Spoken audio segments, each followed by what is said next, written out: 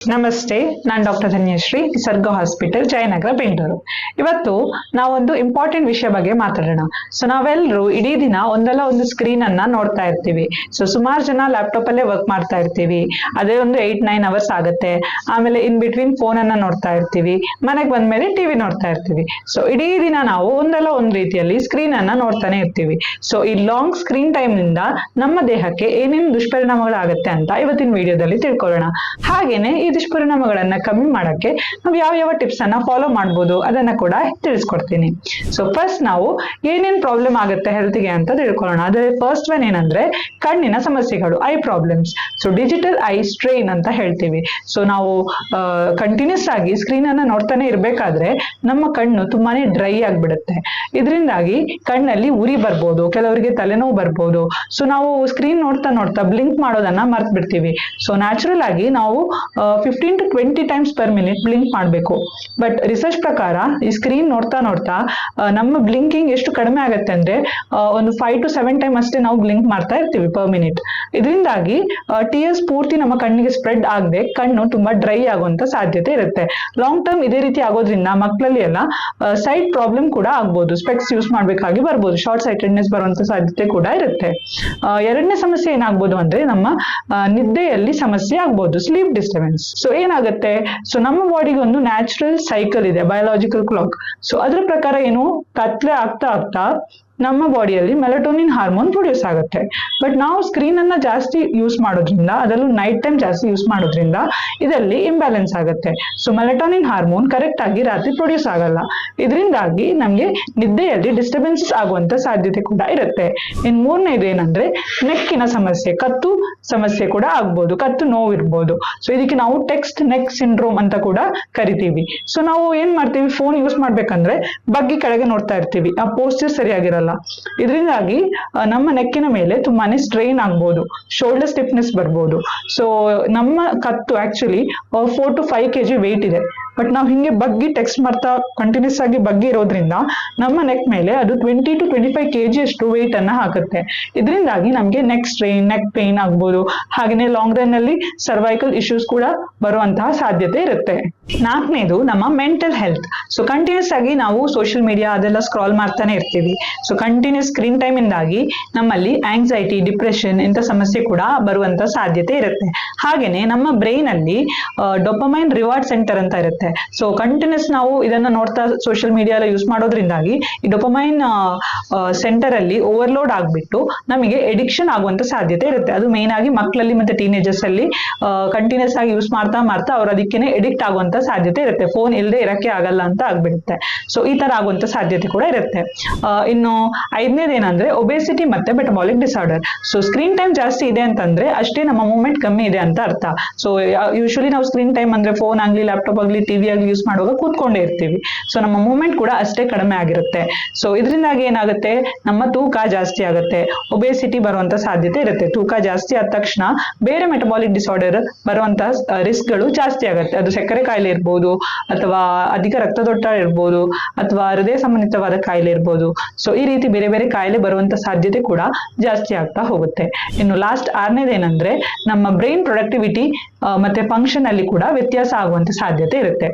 ನಾವೇನ್ ಮಾಡ್ತಾ ಇರ್ತೀವಿ, ಕಂಟಿನ್ಯೂಸ್ ಆಗಿ ಸ್ಕ್ರೋಲಿಂಗ್ ಮಾಡ್ತಾ ಇರ್ತೀವಿ, ನಾವು ಫುಲ್ ರೆಸ್ಟ್ಲೆಸ್ ಆಗ್ಬಿಡ್ತಾ ಇರ್ತೀವಿ. ಏನ್ ಮಾಡ್ತೀವಿ, ರೀಲ್ಸ್ ಇರೋದೇ 1 minute ರೀಲ್ಸ್ ಅನ್ನ ಒಂದು 10 secondsಗೆನೆ ನಾವು ಸ್ಕ್ರೋಲ್ ಮಾಡ್ತಾ ಇರ್ತೀವಿ. ಅಷ್ಟು ಕೂಡ ನೋಡೋಷ್ಟು ತಾಳ್ಮೆ ಇರಲ್ಲ ನಮ್ಗೆ.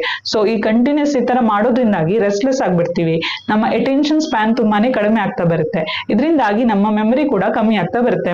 ಮೆಮರಿ, ಕಾನ್ಸಂಟ್ರೇಷನ್ ಇದೆಲ್ಲದಕ್ಕೆ ಕೂಡ ಇದು ಎಫೆಕ್ಟ್ ಆಗುತ್ತೆ. ಇದರಿಂದಾಗಿ ನಿಧಾನವಾಗಿ ನಮ್ಮ ವರ್ಕಿಂಗ್ ಎಫಿಷಿಯನ್ಸಿ ಕೂಡ ಕಮ್ಮಿ ಆಗ್ತಾ ಬರುತ್ತೆ. ಇದೆಲ್ಲ ಕೂಡ ನಾವು ಅಧಿಕ ಸ್ಕ್ರೀನ್ ಟೈಮ್ ಇಂದಾಗಿ ನಮ್ಮ ದೇಹದಲ್ಲಿ ಆಗುವಂತಹ ದುಷ್ಪರಿಣಾಮಗಳು.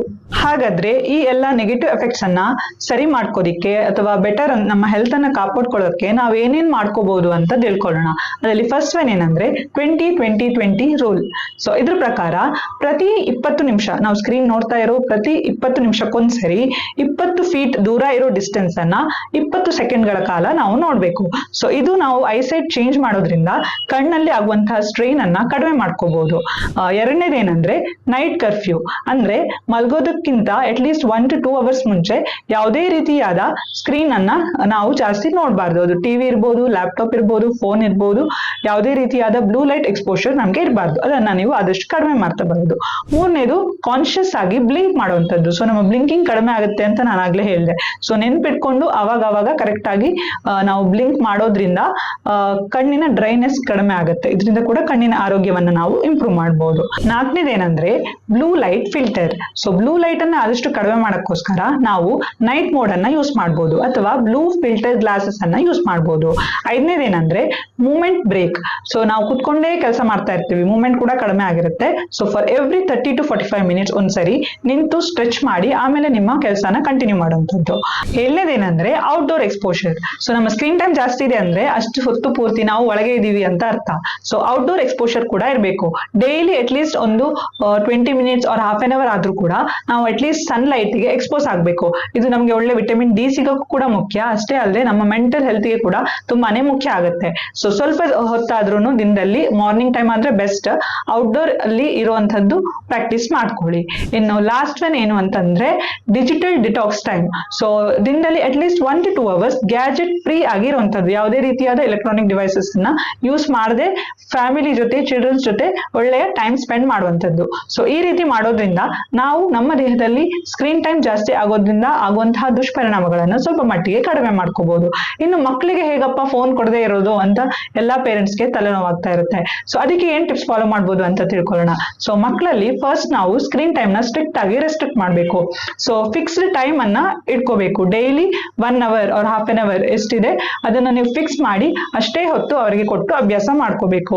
ಎರಡನೇದು ರಿವಾರ್ಡ್ ಸಿಸ್ಟಮ್ ತರ ನೀವು ಫಾಲೋ ಮಾಡ್ಬೋದು. ಅಂದ್ರೆ ಕಂಪ್ಲೀಟ್ ಆಗಿ ಅವರ ಹೋಮ್ವರ್ಕ್ ಎಲ್ಲ ಮುಗಿಸ್ಬಿಟ್ಟು ಎಲ್ಲಾ ಕೆಲಸ ಮುಗಿದ ಮೇಲೆ ಮಾತ್ರನೇ ಅವರಿಗೆ ಫೋನ್ ನೋಡಕ್ಕೆ ಸಿಗೋದು. ಆ ರೀತಿ ನೀವು ಮಾಡ್ಕೋಬಹುದು.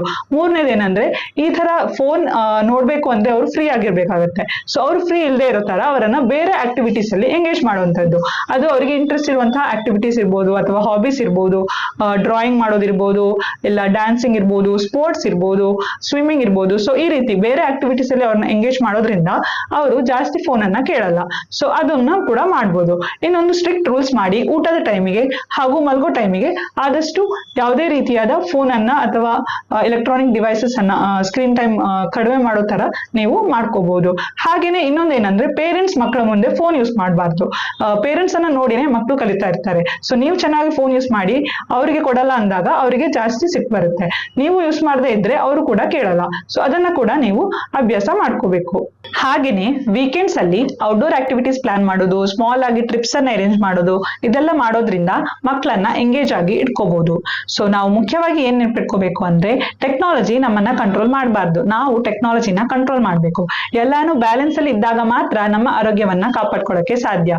ಸೊ ನಿಮ್ಮ ಆರೋಗ್ಯವನ್ನ ಕಾಪಾಡ್ಕೊಳ್ಳಕ್ಕೆ ಚೆನ್ನಾಗಿ ನಿದ್ದೆ ಮಾಡಿ, ನಿಮ್ಮ ಸ್ಕ್ರೀನ್ ಟೈಮ್ ಅನ್ನ ಕಡಿಮೆ ಮಾಡಿ, ಆದಷ್ಟು ಮೂವ್ಮೆಂಟ್ ಅಂದ್ರೆ ಎಕ್ಸರ್ಸೈಸ್ ಅನ್ನ ಮಾಡಿ, ಒಳ್ಳೆ ರೀತಿಯಾದ ಆರೋಗ್ಯವಾದ ಆಹಾರವನ್ನ ಸೇವಿಸಿ.